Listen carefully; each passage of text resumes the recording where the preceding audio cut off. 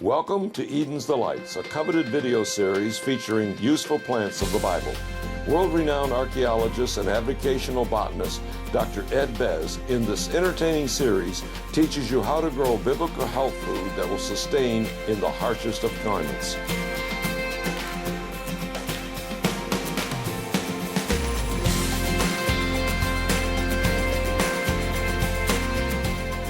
And now, Dr. Ed Bez and Eden's Delights.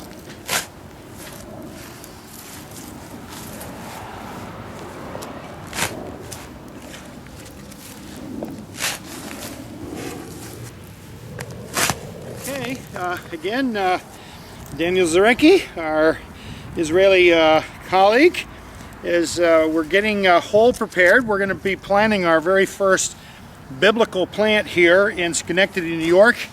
It happens to be the fig tree, Ficus corica, as it is known in Latin, and we're just kind of seeing if we got enough. You need to make sure when you're planting these kinds of trees that you try to make sure that you have about 1.5 times the width of the root ball of the tree itself. So that's what we're trying to do at the moment. So Daniel, I'll give you a shot. We just need to dig down. We have to go down about maybe 6 inches. Now, all the dirt should go in one. Not far away. Okay, so we are preparing the hole. We want to use that square. Okay, good. You know, I'll tell you what I can do. Make it easier for you. No. All right,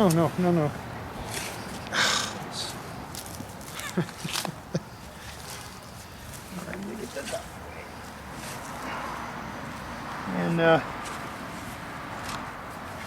incidentally, it's always wise, just a comment concerning the sod, it's always wise, if it's possible for you to cut the sod in squares, you can always use it to patch and repair. And a more practical use of the sod is used for patch and repair in your yard. If you have a bald spot under a tree or you're having some kind of bug damage, you can cut it out and replace it with the sod. So we're saving sod pieces as well. Now we want to finish. More. Okay, we'll take turns. Oh, good. Because you're not quite getting it. All right, let me just stop for a minute here if I can. Probably, Danny, you can probably see this as well as the people that are watching here. If you can see the difference in the two soils that we just got here, I think you can see on this sand, it's a much darker soil. That's much richer in nutrients. It's closer to the surface. But as we're going down, we're getting now into sandy loam. Not clay, but sandy material, and that's ideal for our fig tree. I'm very happy that we discovered sandy bottoms here, but a nice, rich, nutrient infiltrated soil at the top, and it looks like we got about 6 to 8 inches of really, really nutritious soil, and then we got a wonderful sandy bottom. So that's just another thing to watch for with your soils. We're not going to have to do a whole lot to enrich the soil. Okay. You want me? Get it ready. Now we have chosen a cold hardy variety of fig. This may not be the exact variety that you would find growing in Israel, but it is in fact related. All figs have common DNA, and this is a cold hardy fig. But even though it's cold hardy, here in New York State, up in the Capital District, in just a few moments after we get it planted, I'm going to explain to you, you have to kind of winterize this plant because it will not survive through the winter unless you do a few things to protect it through the chilly weather here in upstate New York. So anyhow, we'll finish digging this out. Take it with a hand. This man insists.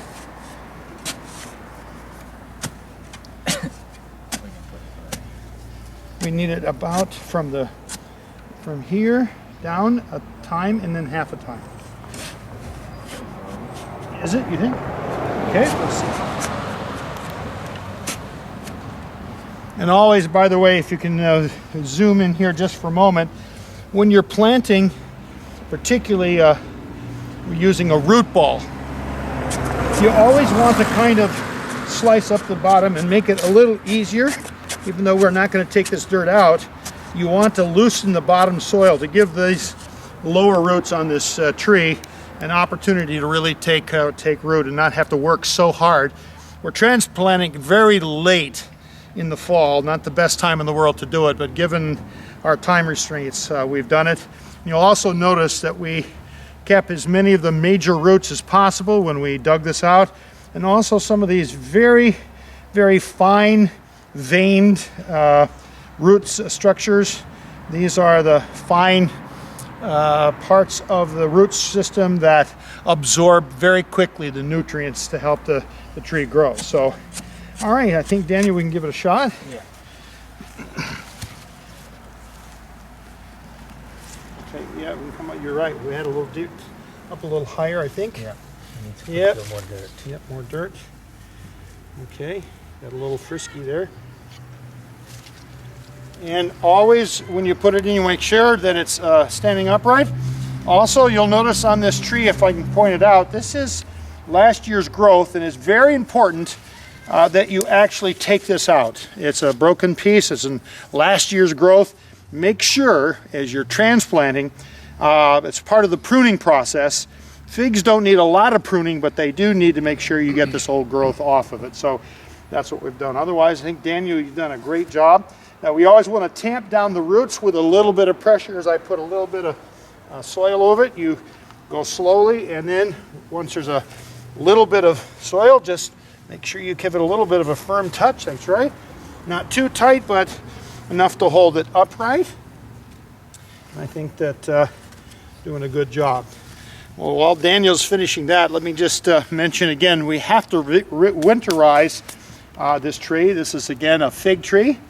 Lovely fruit all over the Holy Land. It's mentioned as one of the 7 species of the land. God specifically blessed these species. And it's very, very wonderful fruit. It's used, it's eaten fresh. It does not ripen once you picked it, so you want to make sure that when you do harvest the fig that it's actually tree ripened, because it stops, it will not, you cannot put it in the refrigerator on your sill and it will not mature. So just make sure you pick it when it's done and when it's ripe. Now you can pluck them when they are ripe and put them in the refrigerator, and they'll stay maybe a week, 2 weeks at the most. The ancients used to dry them into cakes, almost like a fig Newton, so to speak, and it provided nourishment through the winter months. Very, very high sugar content, so it gave them a lot of energy, almost like an ancient energy bar. So that's important that you keep that in mind as well. A few other things that you should know about the fig: that it was the fig was used medicinally, not just for food purposes, but medicinally as well. And it'll grow almost anywhere in the United States if you do proper care. Now, winterizing this plant, what you're going to do, because it is a deciduous plant, meaning that it's going to lose all of its leaves. Don't get concerned if all of a sudden you walk out one morning and all the leaves are gone and you have just bare stems. You'll think, oh my gosh, the plant is dead. No, it is deciduous. It will lose its leaves in the fall. What we want to do is bind the leaves together, the stems together like this, tie it with very, very loose string. Then we're going to create around it some kind of a small cage. Usually chicken wire would work well. And then what we're going to do is fill that chicken wire case with straw, mulch. Make sure we mulch heavily around the root system, around the bottom of this, heavy mulch. Then the chicken wire round cage, because these are all bound up. And then we make sure that we put a whole lot of straw on top and filled in that entire cage. And then the last thing you do, believe it or not, as strange as it may be, you actually take bubble wrap and you actually wrap the outside of that chicken wire cage. And that is how you winterize. Now you want to make sure in the spring when temperatures are not falling below 20 degrees Fahrenheit, that's when you can take all of this stuff. You can take this framing off, but make sure the temperatures are warm enough that it will not drop below 20 degrees. So there you have it. Again, this is a outdoor laboratory. We're trying to give you practical experience with biblical plants. This is a wonderful Eden's delight. It's an edible. It is the food of the gods, they say. It is ambrosia. And we're delighted to have our first biblical plant planted here in Schenectady, New York. And so again, thank you for tuning in and hope that this has been helpful. And if you have any questions, stay tuned to the end of the program and you'll get information as to how you can get in contact. So until next time, on behalf of Daniel Zarecki, our Israeli partner, and myself, Dr. Ed Bez, we say thank you and shalom until next time. This series has been brought to you by the Biblical Botanical Garden Society, USA. For more information, we invite you to go to www.bbgsusa.com or contact Dr. Bez at bbgsusa@yahoo.com. This has been a BBGS presentation.